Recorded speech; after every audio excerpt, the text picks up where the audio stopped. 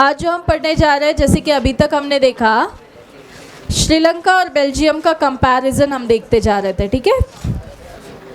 इसमें हम देख रहे थे कि श्रीलंका में और बेल्जियम में ज़्यादातर जो लोग हैं वो अपने आप को इस बात से डिवाइडेशन कर रहे हैं या इस बात से अपनी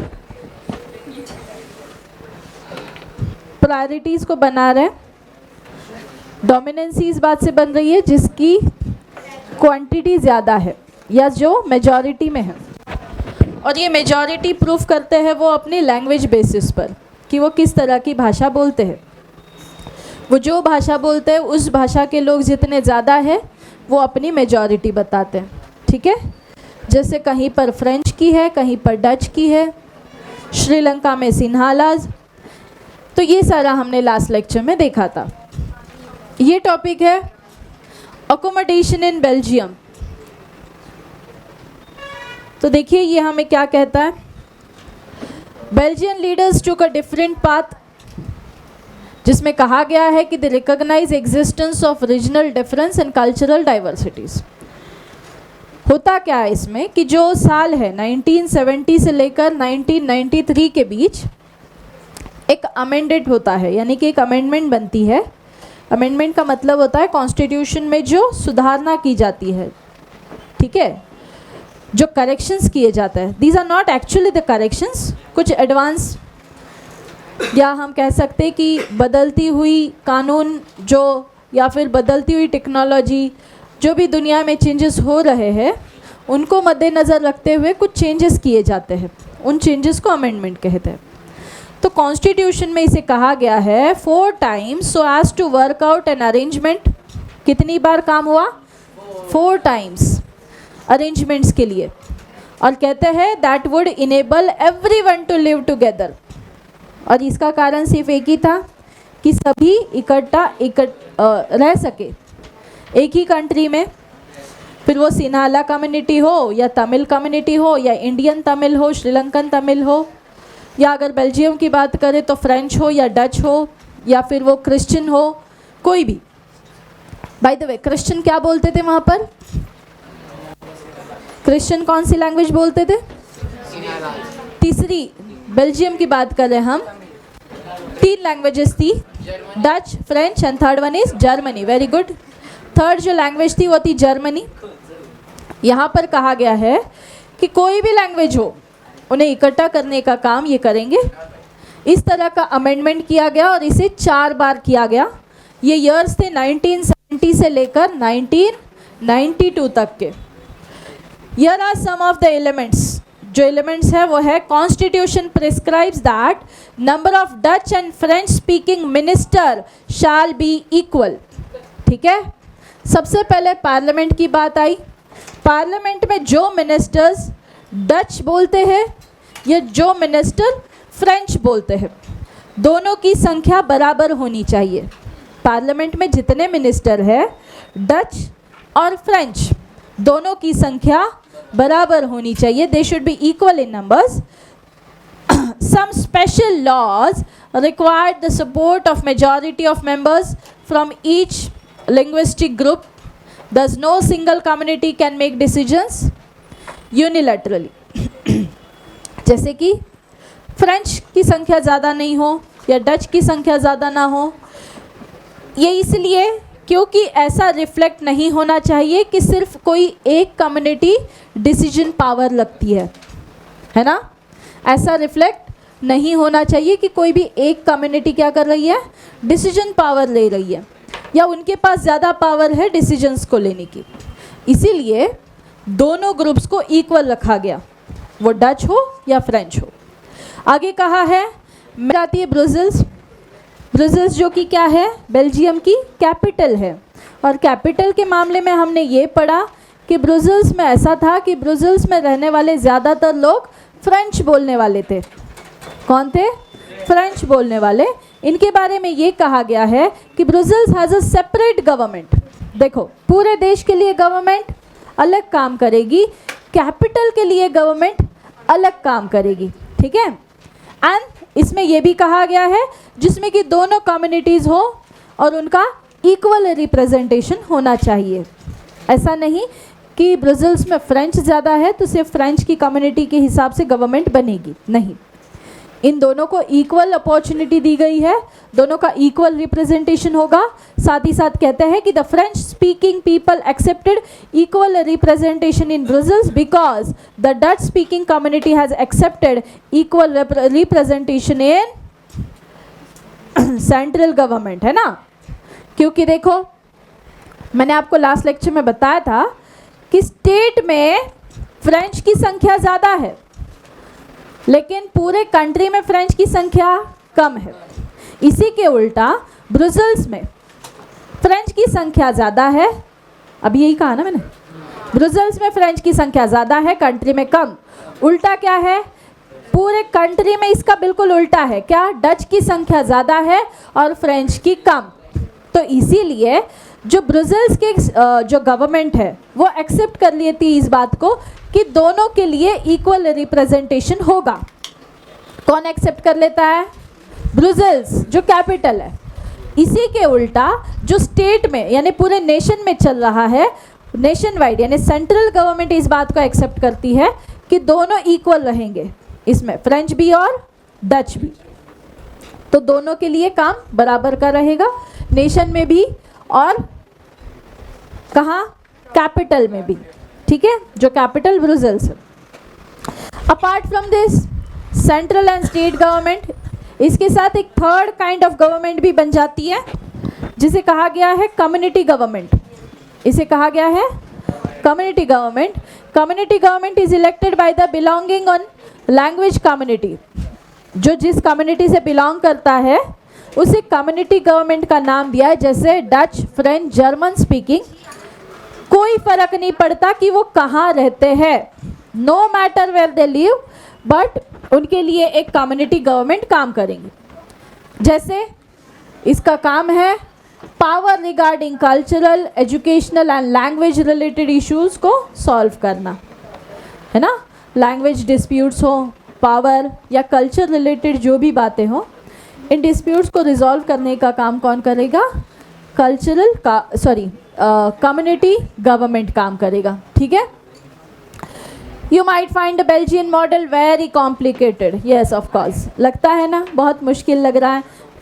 देश में अलग काम चलता है, कैपिटल के लिए अलग काम चलता है। It Indeed is very complicated even for people living in Belgium. हाँ बिल्कुल, क्योंकि वहाँ रहने वाले लोगों के लिए भी ये इतना आसान टास्क नहीं है। But this arrangements have work well so far. लेकिन इस तरह का काम करते करते बहुत लंबे समय तक बेल्जियम ने इस तरीके से काम किया और वो सक्सेसफुल भी रहे। आई बात समझ में। इस तरह का बेल्जियम का जो अरेंजमेंट रहा है, उन्होंने ये जो इस तरह के कानून बनवाए, ये उनके लिए थोड़े बहुत कारगर रहे, अच्छा सक्सेस मिला इससे। जो पहले जिस तरह का वॉर छिड़ गया था वो रुक गया। बस this arrangement have work so far, they help to avoid civic strife between two major communities, जो कि पहले लेक्चर में हमने पढ़ा था कि किस प्रकार वहाँ जो है सिविल वॉर छिड़ गए थे लोगों में, सिर्फ इन छोटे डिस्प्यूट्स को लेकर, जो कि एक बहुत बड़ा डिस्प्यूट बन गया था। आगे, they help to avoid a civic strife between these two major communities and a possible division of a country on linguistic lines। मान लो बच्चे कि ये स्ट्राइफ अगर न रुकता या इस तरह का जो दोनों के बीच में जिस तरह का डिसएग्रीमेंट चल रहा था, ये सिचुएशन अगर न रुकती तो बेल्जियम के दो टुकड़े हो जाते, एक फ्रेंच वालों के और एक डच वालों के, बराबर। लेकिन एक अच्छे अरेंजमेंट के कारण, एक अच्छे गवर्नमेंट के कारण या फिर एक अच्छे टेक्निक्स के कारण देश को इंटीग्रेट होने के लिए रोका गया, है ना, या फिर इंटीग्रेटेड ही कंट्री रही है। अगर ये इस तरह का कोई कानून नहीं बनाते या इस तरह का कोई अरेंजमेंट नहीं होता तो देश के दो टुकड़े होने में ज़्यादा समय नहीं लगता। Europe came together to form the European Union. Brussels was chosen as its headquarters. Okay, क्या समझ में आता है इन दो स्टोरीज से? श्रीलंका और बेल्जियम के बारे में जो हमने पढ़ा, इससे हमें क्या समझ में आता है? देखो, दोनों ही डेमोक्रेसी है, हाँ है, लेकिन फिर भी फ़र्क क्या लगता है? दोनों का पावर शेयरिंग गलत है, बराबर।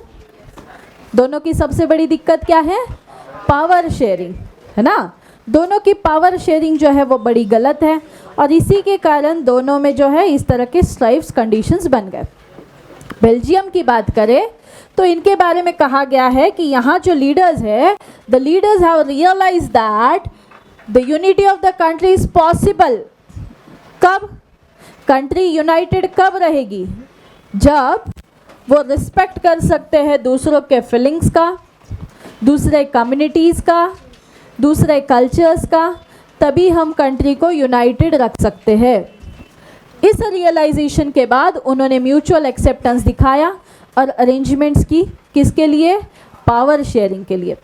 इसी के उल्टा जो कि श्रीलंका का मामला है, श्रीलंका में कहा गया है कि कॉन्ट्रास्ट एग्जाम्पल देखने मिलता है कि मेजॉरिटी कम्युनिटी क्या बनानी चाहती है? फोर्स डोमिनेंस बनानी चाहती है ना। मेजॉरिटी कम्युनिटी अपना फोर्स डोमिनेंस बनाना चाहती है, लेकिन over others and refuses to share the power. वो अपनी हुकूमत तो बनाती है, साथ ही साथ वो अपनी पावर शेयर करने के लिए भी तैयार नहीं है।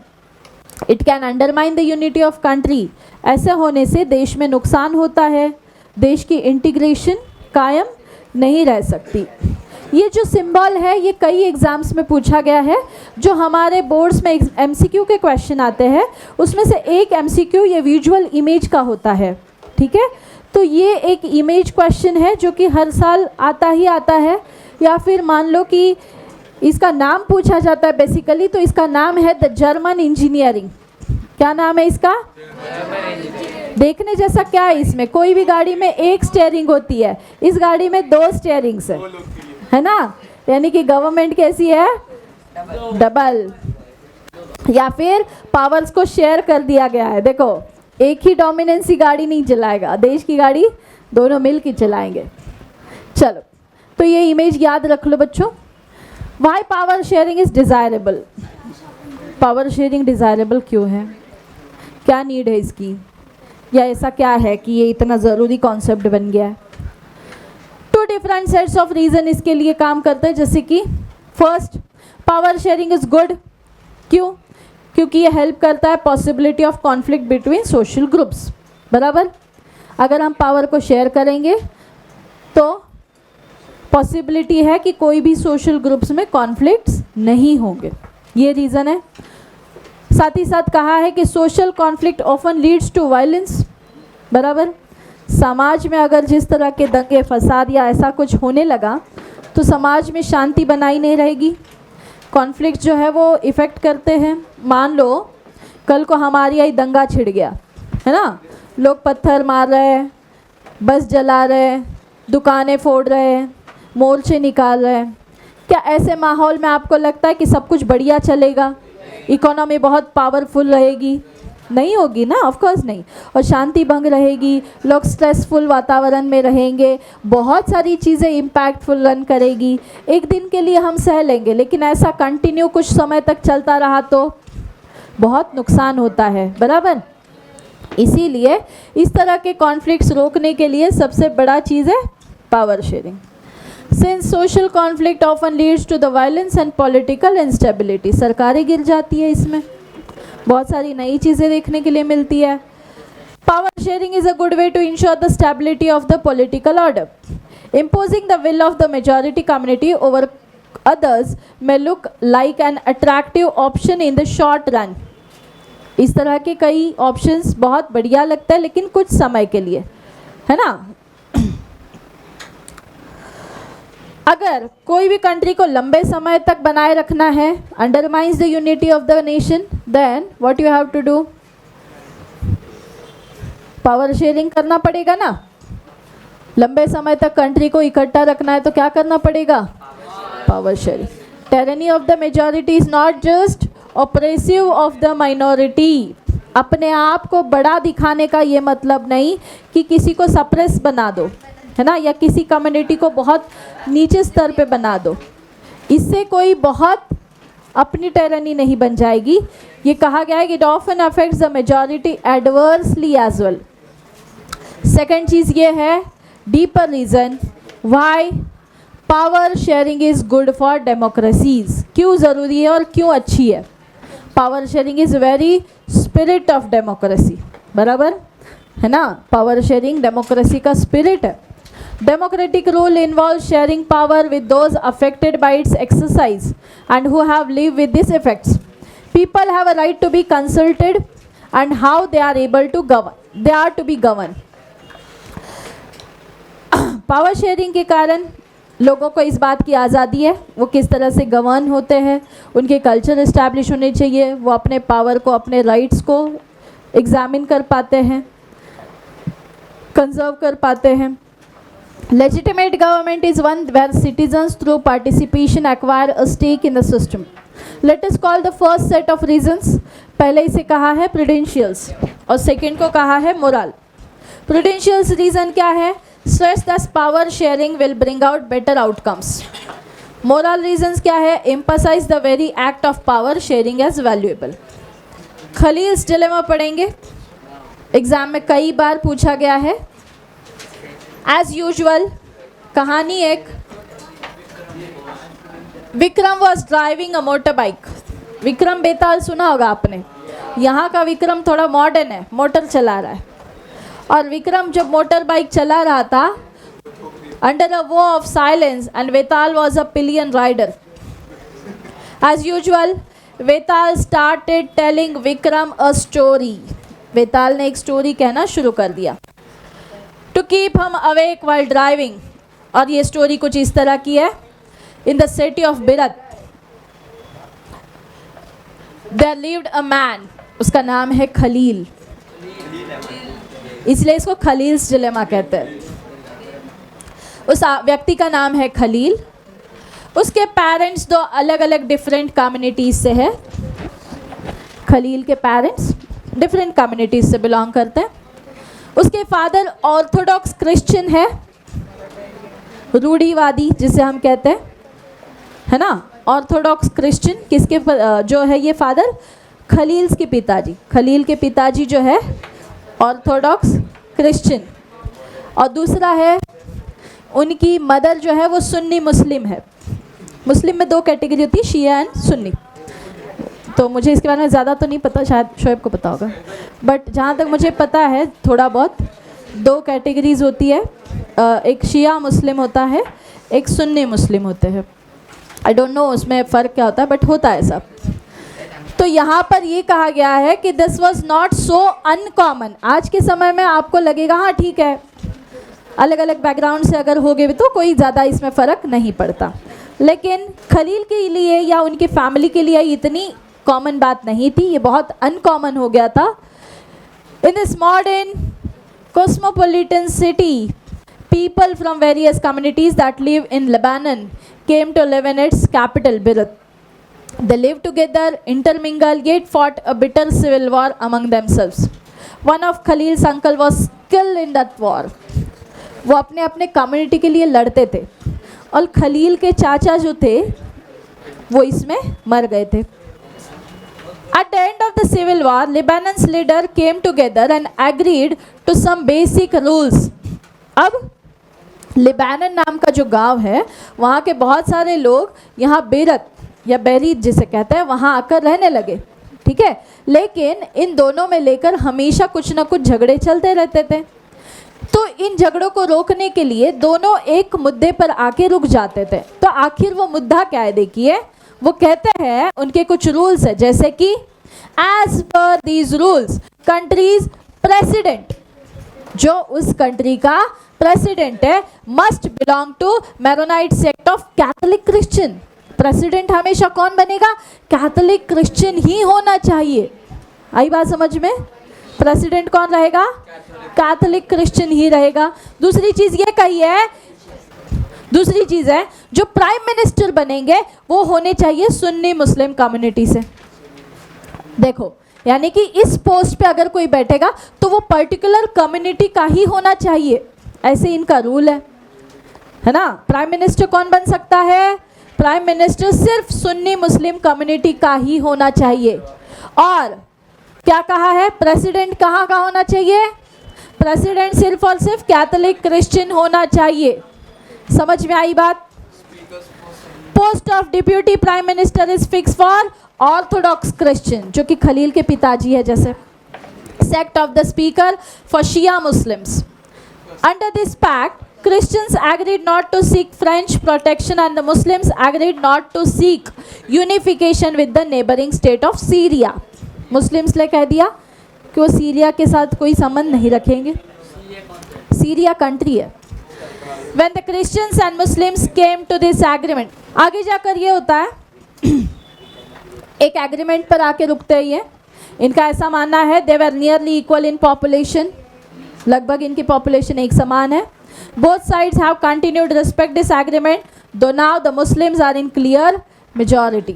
अब खलील के सामने एक बहुत बड़ा क्वेश्चन है. खलील का मानना है कि उसे ये सिस्टम थोड़ा भी अच्छा नहीं लगता. He is a popular man with a political ambition. उसे पॉलिटिक्स में बिल्कुल आना है, लेकिन उसे इस तरह के लीडर की जो पोजीशन के लिए जो कम्युनिटी बेस्ड पोजीशंस बनाए रखे हैं वो उसे पसंद नहीं है. उसका ये मानना है the top position is out of his reach. Why? Tell me. Top position उसके बाहर, यानी कि वो नहीं जा सकता वहाँ. क्यों? क्योंकि वो सुन्नी मुस्लिम के लिए है. सुन्नी मुस्लिम कौन है? उसकी माता है, मम्मी है, पिता तो उसके ऑर्थोडॉक्स हैं, क्रिश्चियन. तो इसीलिए वो पोजीशन उसे नहीं मिल सकती. दूसरी तरफ वो कहता है he does not practice either his father's और हिज मदर्स रिलीजन. वो ना ऑर्थोडॉक्स क्रिश्चियन को मानता है, वो ना ही सुन्नी मुस्लिम को मानता है. उसका मानना है not wish to be known by either. He can not understand why Lebanon can't like any other normal democracy. उसका ये कहना है कि लेबनन जो है वो किसी और कंट्री की डेमोक्रेसी की तरह क्यों नहीं है ना. कम्युनिटी बेस्ड डेमोक्रेसी क्यों चलाए रखी है हमने कि इस पोजीशन के लिए यही कम्युनिटी काम करेगी, ऐसा क्यों है? ये सवाल खलील के मन में है. उसने ये भी कहा है just hold an election, allow everyone. जैसे कि डेमोक्रेसी में होता यही है, इलेक्शन लो, सभी को पार्टिसिपेट करने का मौका दो, and contest, whoever wins maximum votes become the president. बराबर, जिससे ज़्यादा वोट मिलेंगे वो प्रेसिडेंट बनेगा, नो मैटर कौन सी कम्युनिटी से बिलोंग करता है ना. आगे ये भी कहा है why can't we do that like in other democracies in the world. जैसे दुनिया भर में बाकी देश करते हैं वैसा लेबनान क्यों नहीं कर सकता, क्या मजबूरी है? फिर वो कहता है कि his elders who have seen the bloodshed of the civil war, जो उनके बड़े हैं वो कहते हैं कि इस तरह का इतना खून खराबा हमने देखा है इन मुद्दों को लेकर, है ना. इसीलिए उनका मानना है कि अभी जो चल रहा है वो बेस्ट गारंटी है, वो हमें पीस दे सके, शांतिपूर्ण जीवन जीने के लिए अभी का जो सिस्टम है वो बेस्ट है. ऐसा किसका मानना है? खलील के जो घर में बड़े लोग हैं उनका मानना है, क्योंकि खलील के जो सवाल है वो उनसे पूछता है, उसके जवाब में ये उसे कहा जाता है. कहानी यहाँ ख़त्म नहीं होती. कहानी कहती है but they have reach the TV tower where they stopped every day with a wrap up quickly and posed his customary questions to Vikram. Question है if you had the power to rewrite the rules of Lebanon in Lebanon what would you do. अगर तुम्हें Lebanon के लिए rules फिर एक बार लिखने का मौका मिला, तुम ऐसा क्या करोगे, ऐसा क्या बदलाव ले आओगे? और कोई ये कहता है कि rules followed everywhere as Khalil suggest और स्टिक टू ओल्ड रूल्स और something else. Vetal did not forget to remind Vikram of the basic pact. If you have an answer in mind yet not to speak up, your mobile will freeze and so you will. Okay, क्या तुम इसको help कर सकते हो? Khalil's dilemma में जो question है आपको क्या लगता है? वेताल का सवाल सही है या गलत? सही है. विक्रम के सामने अभी एक सवाल है, विक्रम को इसका जवाब देना है. मान लो कि हम ही विक्रम है तो हमारा जवाब क्या होना चाहिए? क्या होगा हमारा जवाब? खलील का सोचना सही है ना. खलील ने कोई गलत चीज़ तो नहीं सोची. तो खलील के सोच के बारे में, या फिर खलील को अगर एक मौका मिला लेबनान का रूल नए से लिखने का, तो क्या लिखेंगे? क्या लिखोगे? खलील हम ही खलील है ऐसा सोच लो. ऑफ कोर्स हम यही कहेंगे कि कम्युनिटी बेस्ड या फिर जो कम्युनिटी बेस्ड पोजीशन हो वो निकाल देनी चाहिए. ठीक है, सबसे बड़ी चीज़. लेकिन खलील भी यही चाहता है, लेकिन उसके सामने सबसे बड़ी समस्या ये है कि ऐसा कुछ आइडिया करने से उसे लगता है कि खून खराबा हो जाएगा, जैसे उनके बड़ों का कहना है। तो ऐसे देश भर में, दुनिया भर में बहुत सारी ऐसी कंट्रीज़ हैं जिनके सामने ऐसे सवाल है ना। हमें लगता है कि इंडिया पीछे है, बाकी सारी कंट्रीज़ बहुत आगे है, लेकिन दुनिया भर में ऐसी बहुत कंट्रीज़ है जो कि ऐसे सवालों पर अटकी हुई है। वहाँ पर कम्युनिटी बेस्ड क्वेश्चंस बहुत सारे रेज होते हैं। सरकार किसकी बनेगी? हमारे यहाँ जैसे डेमोक्रेसी है, हमारे पास इतनी पावर है कि हम सरकार को हटा सकते हैं। इसका एग्जाम्पल भी देख लिया अभी आप लोगों ने, बराबर। अदर कंट्रीज़ में ये पावर नहीं है, या है भी तो बहुत लिमिटेड। देखने में बहुत अच्छा लगता है ऊपर से, लेकिन जब वहाँ रहेंगे तब असलियत महसूस होती है, तब पता लगता है कि एक्चुअल में क्या प्रो एंड कॉन्स है वहाँ के। ठीक है, आगे बढ़ते हैं। आगे का टॉपिक है फॉर्म्स ऑफ पावर शेयरिंग। यहाँ तक सब क्लियर बच्चों? यहाँ तक सब क्लियर? आगे बढ़े, चलो। अब हम बात करेंगे पावर शेयरिंग फॉर्म्स, या फॉर्म्स ऑफ पावर शेयरिंग क्या होते हैं। ठीक है, ध्यान दो यहाँ पर। Idea of power sharing has emerged in opposition to the notion of undivided political power. For a long time, it was believed that all power of a government must reside in one person, या तो फिर group of communities, है ना। जैसे कि या तो किसी एक पर्सन के पास ये पावर हो, या तो ग्रुप ऑफ पर्सन के पास होने चाहिए। साथ ही ये भी कहा गया है कि ये सारे लोकेटेड एक ही प्लेस में होने चाहिए। ये कहते हैं it was felt that if the power to decide disperse it would not be possible to take quick decision and to enforce them, but this notions have change within emergence of democracy. देखो ये क्या कह रहे हैं बेटा, ये कहते हैं कि लंबे समय तक इनका ये मानना है कि government reside in only one person, या तो ग्रुप ऑफ पर्सन भी होंगे, लेकिन ये सभी कहाँ होने चाहिए? लोकेटेड एट वन प्लेस, क्योंकि इससे डिसीजन क्विकली हो सकता है, या इसे डिसीजन लेने में कम समय लगेगा, ऐसा इनका मानना है। और ये इसे इन्फोर्स भी करते हैं ऐसा करने में, quick decisions and to enforce them. लेकिन नोशंस बदल गए within the emergence of democracy. तो ये एक बेसिक प्रिंसिपल को सामने ले आता है जो कहता है people are the source of all political power. Democracy में people rule themselves through institution. हम कैसे रूल करते हैं? Through an institution, self government. Good democratic government due to respect is given to diverse group. सभी group of people को respect देना। Views that exist in society, फिर वो majority में हो, माइनॉरिटी में हो, एवरीवन, कोई भी व्यक्ति हो, सभी के लिए everyone has a voice, everyone has a voice in shaping of public policies.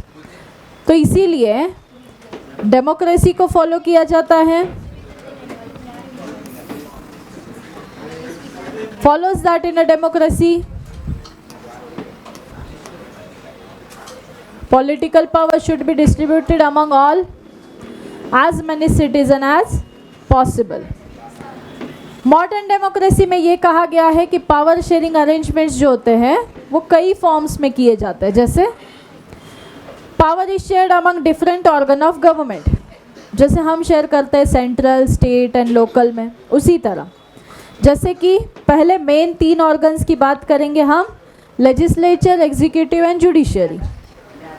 Legislature to make the laws, executive to implement the laws, judiciary to give justice और to look after the justice. तो इस तरह का ये बनता है horizontal distribution. देखो ये हायरार्की वाइज नहीं है, ये हायरार्की वाइज नहीं है कि इसके बाद ये आएगा, इसके बाद ये आएगा, ये हायरार्की नहीं है। ये तीनों के लिए सेम बराबर का बंटवारा है ना। जिस पोजीशन पर लेजिस्लेचर काम करता है उसी पोजीशन पर एक तरफ एग्जीक्यूटिव भी काम करता है, बराबर। तीसरी तरफ उसी सेम पोजीशन पर जुडिशियरी बनी गई है, तो इसीलिए इसे हॉरिजॉन्टल डिस्ट्रीब्यूशन कहेंगे। जैसे वर्टिकल डिस्ट्रीब्यूशन का एग्जाम्पल होता है सेंट्रल गवर्नमेंट, उसके बाद आता है स्टेट गवर्नमेंट, उसके बाद आता है लोकल गवर्नमेंट। इस तरह का हायरार्की बेस्ड हो तो उसे हम वर्टिकल डिस्ट्रीब्यूशन कहेंगे, ठीक है। ये हो गया हमारा हॉरिजॉन्टल डिस्ट्रीब्यूशन ऑफ पावर। ये पावर ही है ना, पावर का मतलब अधिकार है, यहाँ पर हक, जो हमारे कर्तव्य है, हक है हमारा, पावर उसे हम कहते हैं, ठीक है। इस तरह के ये तीन जो है इनका अपना अपना काम है। लेजिस्लेचर का सबसे पहले काम आता है लॉज बनाना, टू मेक अ लॉज, ठीक है। ये बैठता है पार्लियामेंट में, इसके हेड होते हैं प्राइम मिनिस्टर, इंडिया के लिए बता रही हूँ, ठीक है, इंडिया के लिए बता रही हूँ। एग्जीक्यूटिव के लिए नॉमिनल हेड होते हैं प्रेसिडेंट, आई बात समझ में? हाँ, एग्जीक्यूटिव के लिए नॉमिनल हेड होते हैं प्रेसिडेंट, वाइस प्रेसिडेंट जो होते हैं ये इसका काम करते हैं। वहीं तीसरी तरफ जो हमारे जुडिशियरी है उसमें chief justice of India who is the highest position, जिसे हम कहते हैं सर न्यायाधीश या फिर CGI के नाम से जाना जाता है उन्हें। इस तरह का इन्हें जो है, इसमें फिर और वर्टिकल डिस्ट्रीब्यूशन आएगा, सुप्रीम कोर्ट, हाई कोर्ट, ये वो डिस्ट्रिक्ट कोर्ट्स, सिविल कोर्ट्स वगैरह, वो बाद में। तो इस तरह का जो है पावर डिस्ट्रीब्यूशन होता है, जो हमें बताता है कि organs of the government place at the same level, लेकिन इनका काम बिल्कुल अलग है। इनका लेवल एक जैसा ही है बच्चा, है ना, इनके पोजीशंस जो बने हुए हैं, इनका डिस्ट्रीब्यूशन, पावर डिस्ट्रीब्यूशन हॉरिजॉन्टल है, बिल्कुल सेम है, लेकिन तीनों के लिए काम बिल्कुल अलग है, एक्सरसाइज बिल्कुल अलग है, ठीक है। जैसे कि such a separation ensures that none of the organs can exercise unlimited power. इन तीनों में से किसी के पास भी अनलिमिटेड पावर नहीं है, फिर वो जुडिशियरी हो या फिर वो लेजिस्लेटिव हो या फिर वो एग्जीक्यूटिव हो। कितने कानून बनाने हैं, इसके ऊपर कैसा कानून बनेगा, कितने अप्रूव होंगे, कितने बिल्स पीछे हट जाएंगे, कितने आगे बढ़ाए जाएंगे, ये भी सोचा जाता है। इम्प्लीमेंट करना भी तो है उसमें, सिर्फ कानून बनाकर तो काम नहीं चलेगा, कानून इम्प्लीमेंट भी होना चाहिए। और कानून और जो भी चल रहा है वो वेलबिंग किस तरह से प्रोसीड होता है, लॉ या फिर rules, look after the laws, और उसमें अगर कोई कम ज़्यादा या फिर कोई भी पोजीशन होती है या जो भी होता है उसके ट्रू और फॉल्स को देखना जुडिशियरी का काम है। यहाँ पर जो भी होता है, जैसे मान लो कोई क्राइम हो गया तो उसे जस्टिफाई किया जाएगा, ठीक है, ये जुडिशियरी का काम है। लेकिन इसका मतलब ये नहीं कि वो हर तरह का न्याय करने के लिए बैठ जाए, ठीक है। तो तीनों जो है क्राइटेरियाज बने हुए हैं और तीनों के लिए लिमिट्स होते हैं, लेकिन कोई भी इसमें से कोई भी ऑर्गन लिमिट के बाहर काम नहीं जाता या फिर नहीं करते। अगर किया जाता है तो दूसरे का काम होता है उसको रोकना। तीनों में से अगर कोई भी इसमें से ज़्यादा एक्टिव काम करेगा या फिर काम नहीं कह सकते हम, अननेसेसरी कोई एक्शन लेगा, तो दूसरे दो जो काम है यानी दूसरे दो जो ऑर्गन्स हैं वो उसके ऊपर एक्शन ले सकते हैं, उसको रोका सकते हैं, ये उनका काम है, ठीक है। यह हमें और किस बारे में इंफॉर्मेशन देता है, दिस रिजल्ट्स अस इन, देखिए, बैलेंस ऑफ पावर, अलग अलग इंस्टीट्यूशंस वेरियस पावर्स के बारे में इंफॉर्मेशन देता है हमें। साथ ही साथ मिनिस्टर्स, गवर्नमेंट्स की एक्सरसाइज क्या होते हैं, उनके पावर्स क्या होते हैं, रिस्पॉन्सिबिलिटी क्या होती है, पार्लियामेंट, स्टेट असेंबली, जज का काम क्या होता है, जज को अपॉइंट कौन करता है, ठीक है। तो जज को अपॉइंट करता है एग्जीक्यूटिव, यानी कि एक प्रेसिडेंट की पावर होती है ये करना। इनके फंक्शंस को मेजर करना भी उनका काम है। इस तरह का जो अरेंजमेंट किया जाता है इसे system of check and balance कहते हैं। क्या कहते हैं इसे? System of check and balance. ठीक है, सेकंड पॉइंट भी पढ़ लेते हैं। पावर हम शेयर करते हैं अमंग द डिफरेंट लेवल्स के साथ।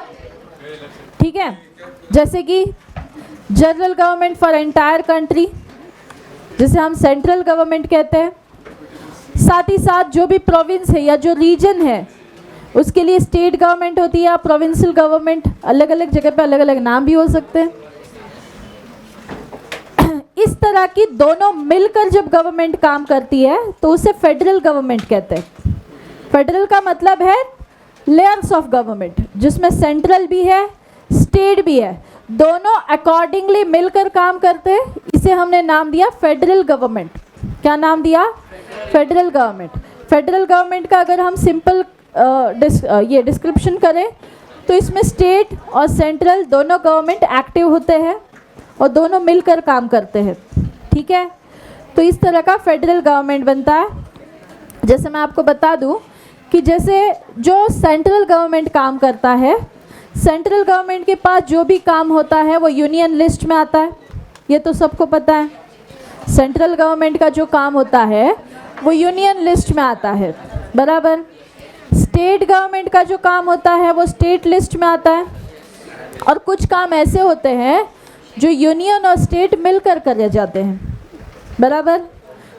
उसमें स्टेट का भी काम है और यूनियन का भी। For example your syllabus education state भी प्रोवाइड करता है और सेंट्रल भी प्रोवाइड करता है। एसएससी के बच्चे भी पढ़ते हैं ना, स्टेट बोर्ड का एजुकेशन पढ़ते हैं ना। हाँ, तो इस तरह का जो होता है इसे कॉन्करेंट लिस्ट कहते हैं। आई बात समझ में? तो तीन तरह के काम होते हैं इसमें, यूनियन, स्टेट एंड कॉन्करेंट। ऐसे गवर्नमेंट को कहेंगे फेडरल गवर्नमेंट, जहाँ पर स्टेट और सेंट्रल दोनों मिलकर काम करते हैं। आगे कहा है बहुत सारे कंट्रीज़ में जहाँ प्रोविंशियल या स्टेट गवर्नमेंट्स नहीं होती, ऐसे कंट्रीज़ में देखा जाता है कि डिफरेंट लेवल ऑफ गवर्नमेंट्स कैसे काम करते हैं। Constitution clearly lays down the powers of different levels of the government. इसी तरह बेल्जियम के बारे में कहा है, the refuge in Sri Lanka, this is called federal division of power. जो बेल्जियम में देखा वो क्या था? Federal division of power. इसी प्रिंसिपल को एक्सटेंड करते हुए हम लेवल ऑफ गवर्नमेंट्स को देखते हैं। सबसे लोअर लेवल क्या है? State government. इनके लिए such as municipality and panchayat, ये उससे भी निचले स्तर पर आती है। Call division of the powers involving higher and lower level of government. अब इसमें क्या आता है, जैसे हमने अभी वर्टिकल हॉरिजॉन्टल डिवीजन देखा था, ये जो डिवीजन है ये वर्टिकल डिवीजन है। ये पावर डिवीजन कैसा है? वर्टिकल पावर डिवीजन है। ठीक है, पावर में ऑल्सो भी shared among different social groups, जैसे कि अलग अलग रिलीजियस और लिंग्विस्टिक। जैसे बेल्जियम में हमने देखा कम्युनिटी गवर्नमेंट काम करती थी, उसी तरह यहाँ पर भी कम्युनिटी गवर्नमेंट एक इसका बेस्ट एग्जाम्पल है फॉर व्हाट, जिसमें सोशल ग्रुप्स में पावर डिवाइड होती है। कुछ कंट्रीज में ये देखा गया है कि constitutional legal arrangements where socially weaker sections and women represent in the legislature and administration. Okay, इस तरह के सिस्टम को रिजर्व कॉन्स्टिट्यूएंसीज भी कहा जाता है। ये अरेंजमेंट हमें और क्या कहती है, देखिए, space in the government and administration to diverse social groups who otherwise, ठीक है, who feel alienated from this government. इसी मेथड को क्या कहा गया है? Use to give a minority communities a fair share in power. आगे बढ़ेंगे। Power sharing arrangements can also seen a way of political parties, pressure groups, movements control or influence those in power. In a democracy, citizens must have freedom to choose among various contenders for power. Contemporary for democracy takes form of competition. जैसे कि कोई government है, उस government को जब तक कोई competition नहीं करेगा या उसके साथ कोई compete नहीं करेगा, क्या तब तक वो इतना फोर्सफुली अच्छे से काम कर सकता है? नहीं।